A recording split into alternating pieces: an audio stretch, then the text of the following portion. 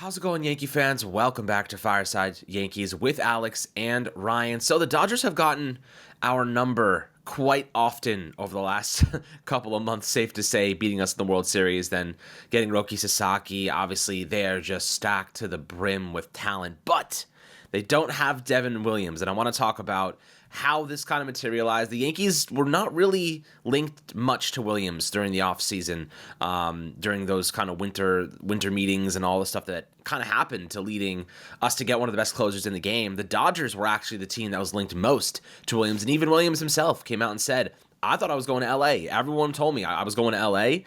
The Yankees swooped in last second with a good offer with Nestor Cortez and Caleb Durbin on the table and went and said, we can't let them get this guy. I mean, you get Devin Williams. The Dodgers are they already are the best team in baseball, Ryan, but they're literally unstoppable. Like, Devin Williams closing out games in the World Series, you're cooked. You're done. So the Yankees had to make a move, and they did. It was one small step for man, one giant leap for mankind type situation for the Yankees. It was really just, can't let them get this player. He's a great fit for us too. Elite changer. We're going to talk about Devin Williams, what he brings to the equation here. But Ryan, I mean, I'm just happy the freaking Dodgers were not able to get a player like this. Of course, they ended up getting better anyway.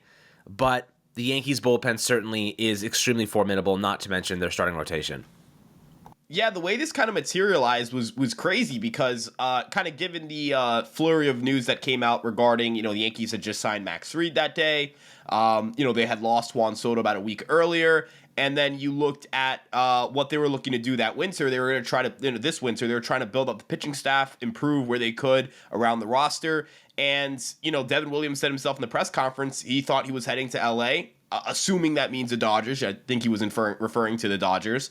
And then the Yankees kind of swooped in last second. This deal came together at the last second. The Yankees kind of were lurking and, they check on every big player. And, this is kind of an important lesson for any offseason. You're always one phone call away. Brian Cashman made one phone call. They lined up on value. They called it in.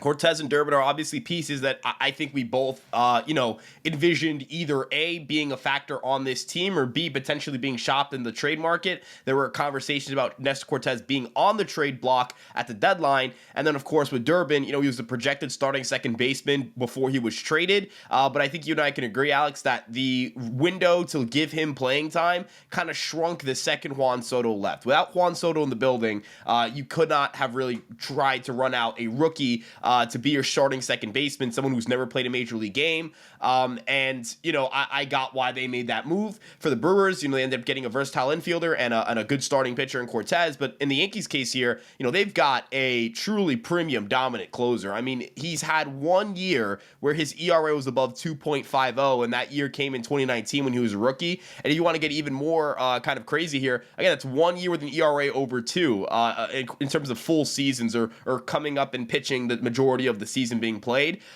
We've got a 5-year run of 0.33, 2.50, 1.93, 1.53, 1.25. That's a 1.70 ERA across 228 appearances, a 40.8% strikeout rate. I'll wager that this might be the best reliever in baseball, like in terms of just run prevention, swing and miss stuff, overall dominance. And it's not like this is someone who has had, I know in the postseason he's had 2 outings and those 2 outings have gone, or he's had 2 bad outings and those 2 bad outings are obviously going to stand out. But it also is a small sample size. I'm not super concerned about his postseason play because when I look at the regular season, I look at a larger sample size. How does he perform in big time situations? How often does he deliver for his team? Devin Williams has a 14.33 win probability added over the last 5 years. That's by far the best mark in baseball. To compare to other elite closers, Josh Hader 9.31, Emmanuel Clase 9.07. These guys aren't particularly close. He's got 148 shutdown innings to 22 meltdown innings. That's a crazy ratio. For comparison, Emmanuel Clase has 143 shutdown innings to 36 meltdowns. So when it comes to not having meltdowns, when it comes to just straight up showing up and showing out and getting the job done, Devin Williams is the man. He shows up, he gets the job done. He is a big time pitcher. He is someone who I think will immediately improve the Yankees' win rate or their success rate in one-run games.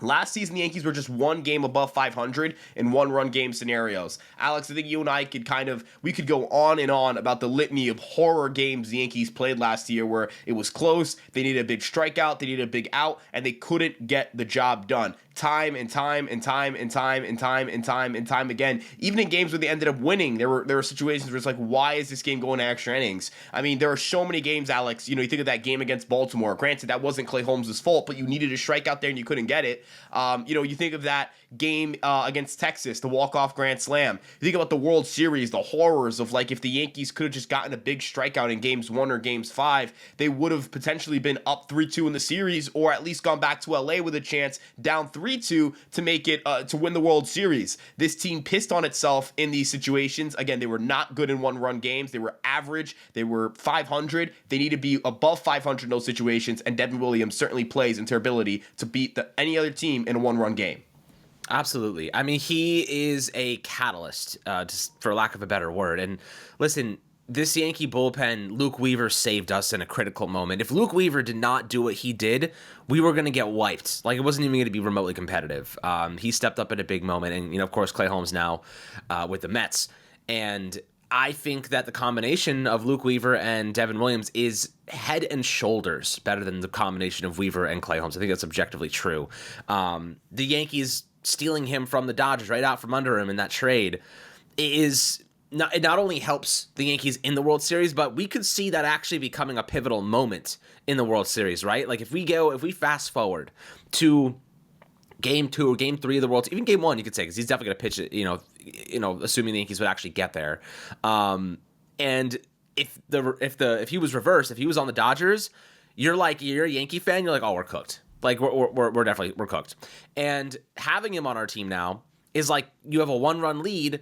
You can trust this guy. You know, you can trust one of the best closers in the game to get the job done in a critical moment. And you know, I think that that's a big difference maker for the Yankees compared to last year and this year. Like last year, we were running out Nestor Cortez in a critical high leverage moment, and he had not pitched, barely had pitched in months. You know, if not weeks. Maybe it was more like weeks. I mean, Ryan, we can reflect on the bad mistakes. That was one of the bad mistakes the Yankees made, that they put out a Nestor Cortez in a critical moment, and he hadn't pitched much in weeks. You're not going to make that same mistake twice. You know what I mean? You're putting Devin Williams in the game, and you're asking him to go lock it down and finish that game for you, and he will do that. You know, of course, the small sample size of the playoffs, I'm not going to put much stock in it, but we know this is one of the best closers in baseball, and you know, it's something that the Yankees need. Playoff games, like, usually they're close margin games. Usually there's a 3-run margin most of the time. It's not going to be a 6-7 run blowout. It's not the NFL, you know what I mean, or the NBA, or the National Blowout Association. The MLB games are usually very close. They're usually very competitive. And guys like Devin Williams give you a significant competitive edge. So I think that this is a long-term play. This is not a play that the Yankees are saying, you know what, he's going to help us win a couple of games early in the season. He certainly will. This is a game for the postseason. That was a postseason play. And by the way, Ryan, the fact that this was more of a play for the playoffs, you know, we need a lockdown guy in the World Series. That's why I have 100% confidence the Yankees are not done yet, right? That is why I have 100% confidence that Brian Cashman is going to be making another move in the infield, because you don't go and make a postseason move like Devin Williams just to stop at the 1-yard line and not make that last big acquisition to push you over the hump. That's the type of move that says they are thinking about how can we be amazing and really give ourselves a big opportunity to compete at the highest level in the World Series. That is what Devin Williams represents. If you stop at the 1-yard line and don't get that infielder that's going to make you significantly better, it's just malpractice. It's just everything the Yankees have done this offseason suggests they're going to be adding that last piece. And what do you think about that? I think Williams was a move for the playoffs, not the regular season, but the playoffs. And I think that with that in mind, I don't think the Yankees are done just yet. Yeah, I think the Yankees obviously have work left to do, and I'm not going to call this job complete. I'm not going to consider it a good offseason until they get that infielder, because I do think that you don't get Juan Soto, okay, I want upgrades literally everywhere I need an upgrade. There's no reason, there was no one player, because they didn't acquire a superstar player. They didn't even trade for Kyle Tucker. There's no superstar caliber player who walked in the door, on the position player side of the ball. That should indicate they shouldn't be getting not a premium player on the infield, but, an upgrade over what they have internally. And I don't consider Brendan Rodgers, that to clarify. It's not just anybody. It has to be an upgrade. But as it pertains to Devin Williams, obviously I want to dream big and talk about the World Series, but I also think in the regular season it is extremely important to have somebody like Devin Williams, because, the Yankees, not to say that not to say that they almost lost the division because of Clay Holmes, because they ended up winning the division. It was by 3 games, but the division was over with like 2 weeks to go in the season, if we're being honest. I don't want to, try to make it seem like Clay Holmes put our season in the balance towards the end. But he kind of did during the, like, for most of the year, the division was in the balance, and a huge reason for that was because Clay Holmes couldn't convert saves. I'm not saying Clay Holmes is a bad reliever. I don't think he's a bad reliever, and I think if he goes back to being a reliever with the Mets, he'll have success. I think he could have success as a starter with the Mets. I wish all the best of luck to him. But, this past season, he had the 6th worst win probability added. He had a negative 1.67 win probability added. That means that, the Yankees lost about 1.6, so let's just say they lost an extra game because of Clay Holmes in total in terms of his overall production, almost 2. That's the difference between winning 95, 96 games. If you have 95, 96 wins, maybe you're getting a little closer to being the 1 seed. You're getting a little closer to having the home field advantage in the World Series. That might have been important. Obviously the Yankees weren't the only team to have a reliever not do well for them. I look at Craig Kimbrell here. He was the 2nd worst guy in terms of win probability added, negative 2.29 win probability added. That might have been the difference between the Yankees winning and losing the division. Craig Kimbrell, right? Like, that's kind of crazy to think about. That's how important having a quality closer is. Let's look at Emmanuel Clase, 6.23 win probability added. So the Guardians would have lost 6 more games if not for Emmanuel Clase in the regular season. And now, granted, I know we beat the piss out of Emmanuel Clase in the postseason, and I get it, but the Guardians won their division by 6.5 games. 6.5 games, and they would have played. They only won by 6.5 because they didn't play the final game of the year. They had already clinched a division, and so the Astros, there are no playoff implications there.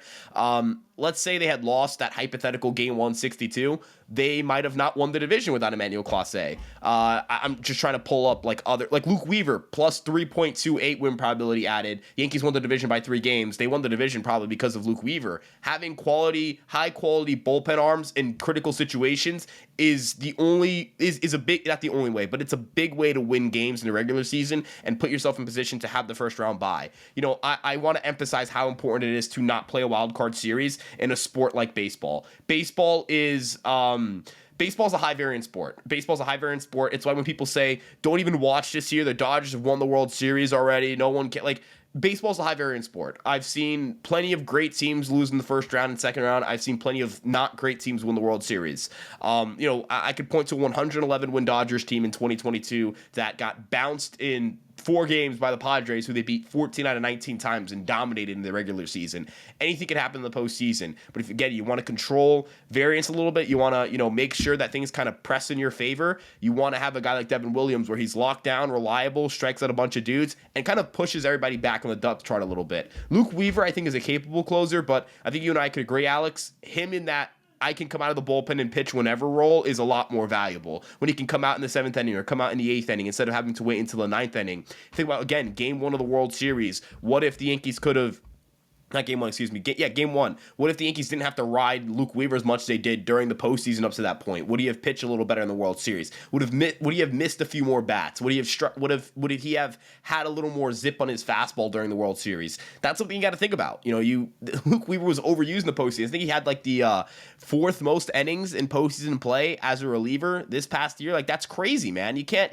Yeah, he had 15.1 innings pitched. It's top 10 among any pitcher in the postseason. He appeared in 12 games. No other pitcher appeared in more than 9. Like, that's crazy to think about. That's, you don't want to have a guy doing that ever again. So, Williams will let Weaver settle back into a role of fireman, bring him in when you need to, and then the bullpen from there just kind of fills into these roles, and you might have a dominant bullpen full of just guys who can punch dudes out at any moment in any part of the game. Yeah, that type of talent you don't stumble upon. You have to acquire. So I'm excited about it. I think that the Dodgers obviously missed out on a big opportunity to really add a superstar to their bullpen. Not to say they need it because they have so much talent. I mean, we might see freaking Roki Sasaki out of their bullpen now in the postseason. So yeah, like, am I like, oh, we got one over the Dodgers, like we're a better team? Absolutely not. We just weakened them slightly. That was like a scratch on freaking Goliath here. It's more so like if you play them in a series and it's a 1-run game, you might be able to beat them without being the better team. And that's something like baseball is not best team advances. Like I've mentioned this on the podcast before. In order for Major League Baseball to have the same rate of better teams advancing as the NBA, they would have to play like a best of 76 series. Could you imagine watching basically half an MLB season No, in order to figure out I who's the better cannot. team. That's crazy. So yeah, I just wanted to throw it out there. Like in one run situations in close games, having a better bullpen is important, and I think the Yankees might have the best bullpen in baseball. Yeah, I mean, let's be honest. One pitch defined their World Series this past year. I mean, one pitch, one mistake, and Nestor should have never been in that game. And the truth is, you know, the series might have gone completely different. And the Yankees weren't the better team. The Dodgers were the better team in terms of talent, and they were missing half their pitching staff. Of course, I think they probably will next World Series as well if they make it because they're extremely injury prone. But with that being said, they didn't even have Ohtani pitching yet. And I think that the Yankees, to have the pitching staff they do, it's going to be necessary. Ryan, like, you can't beat the Dodgers 10-7 if you're the Yankees because, I mean, look, you might be able to compete, but their offense is too good. You're going to need to be in games 3-1, 4-2, 4-3, 5-3. You know what I mean? It's going to be that type of game every single day. So that's where I look at the Yankees pitching and say the bullpen starting rotation, like, it's imperative that they're as good as they are on paper right now, and that getting Williams it's a blow to the Dodgers because it would have pushed them over the edge. You know what I mean? For the Yankees, it keeps them in the ball game. You know what I mean? Like for the Dodgers, like, okay, it's embarrassment of riches. For the Yankees, it's like that we needed that to win. So it's like it's a big difference right now. The Yankees got to take everyone they can get. Now getting an infielder, it's a priority, and I think that Cashman will make that move. Eventually, he will make that decision.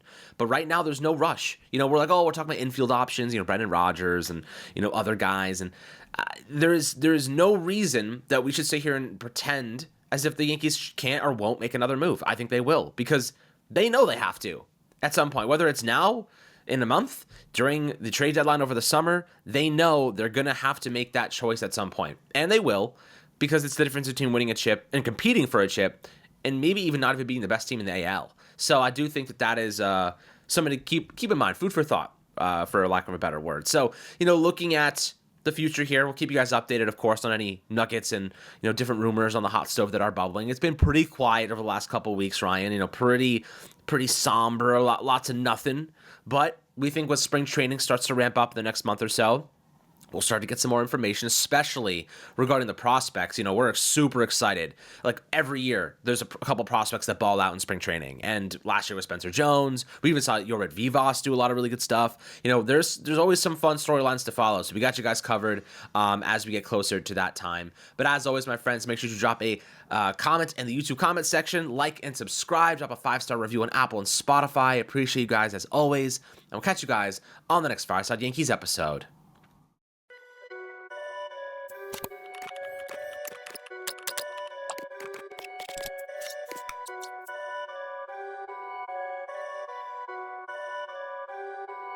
Perfect.